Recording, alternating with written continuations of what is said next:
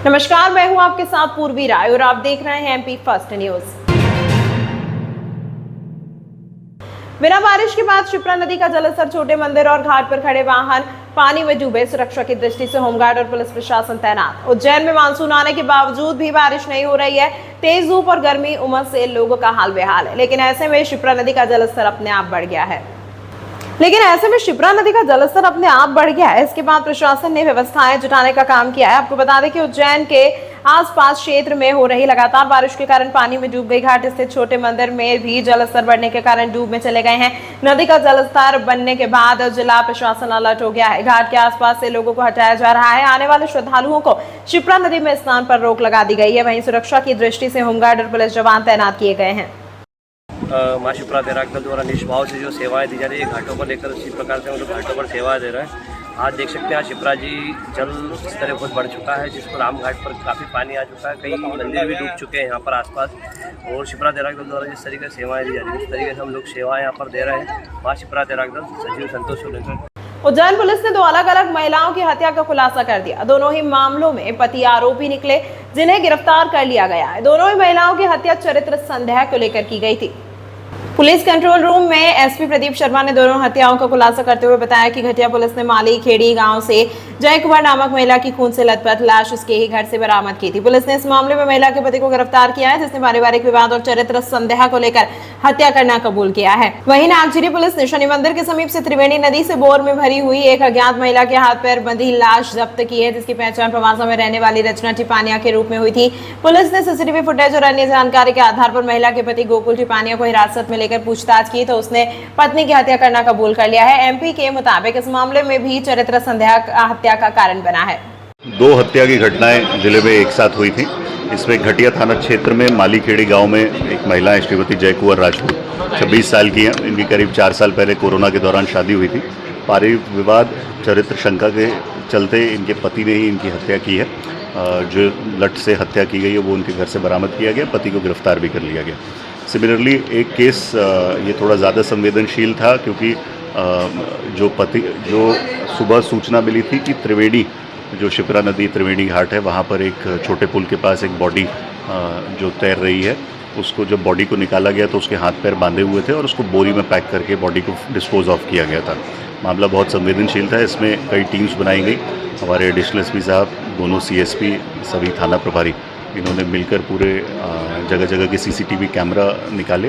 तभी पवासा में इनके पति ने एक अपनी पत्नी की गुमशुदगी की रिपोर्ट दर्ज कराई। जब वो हुलिया बताया गया तो वो पता चला कि इनसे मेलजोल खाता हुआ था। तत्काल थाना प्रभारी पवासा पति को लेकर मौके पर पहुंचे। जब उससे पूछताछ की गई तो उसने जुर्म कबूला कि उसने अपने 2 अन्य साथियों के साथ मिलकर अपनी पत्नी का गला घोंटकर हत्या की थी। उसके बाद दोनों साथियों के साथ ई-रिक्शा के माध्यम से पहले हाथ पैर बांधे और बोरी में भरकर उस बॉडी को डिस्पोज किया शिप्रा नदी में। पति को गिरफ्तार कर लिया गया। अभी हमारी टीम में दोनों जो 2 सहयोगी हैं उनके लिए लगी है और उनको भी रात तक गिरफ्तार कर लिया जाएगा। इसमें जो ई-रिक्शा है उसका भी हम लोगों को फुटेज प्राप्त हुआ है, जिसमें तीनों दिख रहे हैं, तो उसको भी एविडेंस के लिए हम लोगों ने कलेक्ट किया है। साथ ही जो भारतीय न्याय संहिता की नई धाराएँ हैं वो भी इसमें समायोजित की गई हैं। दोनों मामलों में जो अभी प्रथम दृष्टया निकल के आया है वो पारिवारिक विवाद और चरित्र शंका के चलते ये दोनों घटनाएं कारित की गई हैं।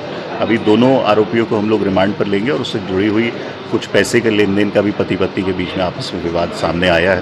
तो अभी रिमांड पर लेंगे और उनसे पूछताछ करके एग्जैक्टली क्या मामला था और अगर अन्य कोई साथी इन्वॉल्व है तो उसके संबंध में पूछताछ करेंगे। फरार है उनको कब तक पकड़ेंगे? दोनों को मुझे लगता है हमारी टीम में लगी हुई है, हम लोग जल्दी सफलता हासिल करेंगे। दोनों टीम को 10-10 हज़ार रुपये रिवॉर्ड दिया गया है और साथ ही पूरे जो अन्य थाना प्रभारी जो इसमें लगे हुए थे उन सबको भी प्रशंसा पत्र दिया जाएगा। उज्जैन विश्व प्रसिद्ध श्री महाकालेश्वर मंदिर में रविवार को पद्मश्री व अर्जुन अवार्डी भारतीय दिव्यांग खिलाड़ी दीपा मलिक ने पहुंचकर भगवान श्री महाकालेश्वर के दर्शन किए। हमारा देश 2024 के पैरालंपिक खेलों के लिए जा रहा है। देश की अच्छी भागीदारी हो और ढेर सारे मेडल प्राप्त करने के साथ ही परिवार की शांति के लिए भगवान महाकाल से प्रार्थना करने आई हूँ। श्री महाकालेश्वर मंदिर में रविवार को पद्मश्री व अर्जुन अवार्डी भारतीय दिव्यांग खिलाड़ी दीपा मलिक ने भगवान महाकाल का पूजन व दर्शन नंदी हाल से किया। पूजन कार्य अर्पित पुजारी ने संपन्न कराया। दीपा यहां अपने परिवार के साथ पहुंची थी। मंदिर में दर्शन के लिए दिव्यांगजनों के लिए की जा रही व्हीलचेयर और अच्छे से दर्शन में व्यवस्था को लेकर दीपा ने मंदिर प्रशासन की सराहना भी की। दीपा मलिक शॉटपुट एवं जेवलिन थ्रो के साथ साथ तैराकी एवं मोटर रेसलिंग से जुड़े दिव्यांग भारतीय खिलाड़ी हैं, जिन्होंने वर्ष 2016 में आयोजित पैरालंपिक में शॉटपुट में रजत पदक जीतकर इतिहास रचा है। प्रणाम, मैं दीपा मलिक, पद्मश्री खेल रत्न अर्जुना अवार्डी, आज अपने समस्त परिवार के साथ जल रुद्राभिषेक के लिए महाकाल के मंदिर में पधारी हूँ। पिछले वर्ष भी मैं आई थी जब इसे सुगम्य बनाया गया था। आदरणीय नरेंद्र मोदी जी के नेतृत्व में सभी मंदिर के प्रांगण अब दिव्यांगजनों के लिए सहूलियत पूर्वक होते जा रहे हैं। तो यहाँ पे भी बहुत अच्छा व्हीलचेयर का मेरे को असिस्टेंस मिला। मंदिर के सभी कर्मचारी बहुत खूबसूरती से व्हीलचेयर में मुझे भी और मेरी मम्मी को भी लेकर आए और अब हम पेरिस पैरालंपिक्स की तैयारी कर रहे हैं और हमारा देश पेरिस में 2024 के ओलंपिक पैरालंपिक खेलों के लिए जा रहा है। तो उसके लिए और परिवार की शांति के लिए और देश की एक अच्छी भागीदारी के लिए और ढेर सारों मेडल आने के लिए आज मैं यहाँ प्रार्थना करने महाकाल के मंदिर में पधारी हूँ। उज्जैन नगर पालिक निगम सिंहस्थ महापर्व के पूर्व शहर के आंतरिक मार्गों का चौड़ीकरण होना है, जिसे कंसल्टेंट एजेंसियों द्वारा शनिवार को महापौर निवास पर प्रेजेंटेशन के माध्यम दिखाया गया। महापौर निवास पर महापौर श्री मुकेश टटवाल की अध्यक्षता में आयोजित बैठक में कंसल्टेंट एजेंसी क्रीट इंडिया, कंसल्टेंट वैश्यनापन design and consultant Piliwal associate Raipur, 9 square architect प्राली इंदौर, मैरेगा कंसल्टेंट इंदौर द्वारा उपस्थित MIC सदस्यों, जोन अध्यक्षों व निगम अधिकारियों को बड़ी स्क्रीन के माध्यम से प्रेजेंटेशन दिखाया गया। इसमें शहर में की जाने वाली सड़कों के चौड़ीकरण में गाड़ी अड्डा से VD मार्केट होकर निकास चौराहा केडी गेट होते हुए बड़े पुल तक तथा बियाबानी चौराहा VD मार्केट से तेलीवाड़ा टंकी चौक होकर दानी गेट छोटे पुल तक एवं कोयला फाटक चौराहे से कंठाल चौराहा छतरी चौक होकर गोपाल मंदिर तक, खजूरवाली मस्जिद से रविंद्रनाथ टैगोर मार्ग जीवाजीगंज थाने के सामने होकर गणेश चौक तक एवं नानाखेड़ा चौराहे से शांति पल चौराहे तक शामिल है। प्रेजेंटेशन देखने के उपरांत महापौर श्री मुकेश टटवाल ने निर्देश दिए कि जिन मार्गों पर सर्वे कार्य पूर्ण हो चुका है उन मार्गों पर अभी भी निशान लगाना प्रारंभ करें। बैठक में रिगल टॉकीज की जगह बनने वाले प्लाजा का भी प्रेजेंटेशन दिया गया। आज जो हमारे उज्जैन नगर पालिका निगम के द्वारा सड़कों का चौड़ीकरण हो या रिगल टॉकीज में जो हमारे को पार्किंग और व्यवसायिक कॉम्प्लेक्स का निर्माण करना है उसको लेकर के प्रेजेंटेशन था। तो हमारे सारे MIC के सदस्यों को, जोन अध्यक्षों को उसके बारे में पूरी जानकारी दी गई है कि किस प्रकार से काम होना है, कितना रोड चौड़ा होना है, कितने मकान उसमें प्रभावित होंगे, कितने मंदिर मस्जिद, ये सारी बातों को लेकर के प्रेजेंटेशन चल रहा है। कौन कौन से रोल प्रमुख रूप से? अभी जो प्रमुख रूप से हमने जो 4 रोल दिए हैं, जिनकी सदन से 2 की स्वीकृति हो चुकी है, 2 की लेना बाकी है और कुछ एक हमारा जो घजा पुलिया वाला रोड है उसका पैसा भी हमारे पास आ चुका है।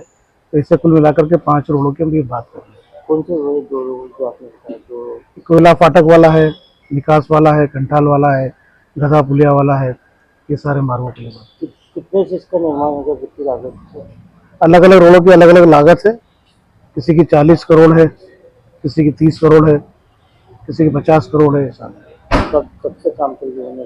ये इसी वित्त वर्ष में काम चालू हो जाएगा। उज्जैन में त्रिवेणी संग्रहालय पर महाराजा विक्रमादित्य शोध पीठ और वेननाद निदान संस्था द्वारा गुरु पूर्णिमा महोत्सव का आयोजन किया गया, जिसमें भगवान की 108 लीलाओं पर नृत्य बालिकाओं द्वारा किए गए। अलग अलग जगह पर लोग अपने गुरु के प्रति समर्पण भाव अर्पित करते हैं। इसी के चलते आज त्रिवेणी संग्रहालय में महाराजा विक्रमादित्य शोधपीठ और वेणुनाद निदान संस्था द्वारा कार्यक्रम आयोजित किया गया, जिसमें सुबह से लेकर शाम तक अलग अलग प्रदेशों से आए लोगों ने अपनी प्रस्तुतियां दी। जिसके बाद वेणुनाद निदान संस्था के 108 बालिकाओं द्वारा भगवान की 108 लीलाओं पर आधारित नृत्य प्रस्तुत कर गुरु के प्रति अपनी समर्पण भावना प्रेषित की। इस दौरान विक्रम विश्वविद्यालय के सदस्य और उज्जैन के कवि के साथ शहर के वरिष्ठ गणमान्य नागरिक मौजूद रहे। सभी ने बच्चों की प्रस्तुति को ताली बजाकर सराहा। महाराजा विक्रमादित्य शोधपीठ एवं वेणुनाद निदान संस्थान ने मिलकर गुरु पूर्णिमा महोत्सव का आयोजन करा है, जिसमें बच्चों ने ठाकुर जी की लीलाओं पर लाइव प्रस्तुति करी है, जो कि 108 बालिकाओं ने करी है, जिसे हम राग सेवा कहते हैं कि भगवान की माला करते हुए उसमें 108 मोती होते हैं। तो वैसे ही हमने आज 108 मोतियों से अपनी नृत्य प्रस्तुति करी है और साथ ही भोपाल की अंतर्राष्ट्रीय ख्यात नृत्यांगना वी अनुराधा सिंह को हमने गुरु सम्मान से भी सम्मानित किया है। ये हम लोगों ने गुरु पूर्णिमा आने वाली है जैसे कि 21 जुलाई को, उसी के उपलक्ष्य में हमने गुरु पूर्णिमा महोत्सव चालू करा है, जिसमें दिन में नृत्य गायन वादन की प्रतियोगिताएं भी हुई हैं, जिसमें झांसी, दिल्ली, भोपाल, इंदौर कई जगह से टीम्स आई थी जिन्होंने अपनी प्रस्तुति करी है और साथ ही उनको अभी सम्मान पुरस्कार भी प्राप्त हुआ है। जयपुर से आए ज्योतिषाचार्य ने महाकाल मंदिर में भेंट की। 56,000 से अधिक की घंटियां बाबा महाकाल के अन्य भक्त जयपुर से आए ज्योतिषाचार्य उर्मिला अग्रवाल ने महाकालेश्वर मंदिर में 56,000 से अधिक की 3 घंटियां भेंट की है। प्रेरणा स्रोत मुरली मनोहर जोशी महेश जोशी ने बताया कि जयपुर के ज्योतिषाचार्य उर्मिला अग्रवाल बाबा महाकाल के अनन्य भक्त हैं, जिन्होंने 20-20 किलो से अधिक वजनीय 3 घंटियां महाकाल मंदिर में संध्या आरती के दौरान भेंट की है। इन घंटियों को गर्भगृह के समीप नंदी हॉल में लगाया गया। भगवान महाकाल की सभी आरतियों में इनका उपयोग होगा। महाकाल मंदिर की ओर से सहायक प्रशासक मूलचंद जूनवाल द्वारा उर्मिला अग्रवाल का सम्मान उनके उज्जवल भविष्य की कामना की गई। तमाम महत्वपूर्ण खबरों के लिए देखते रहिए MP फर्स्ट न्यूज।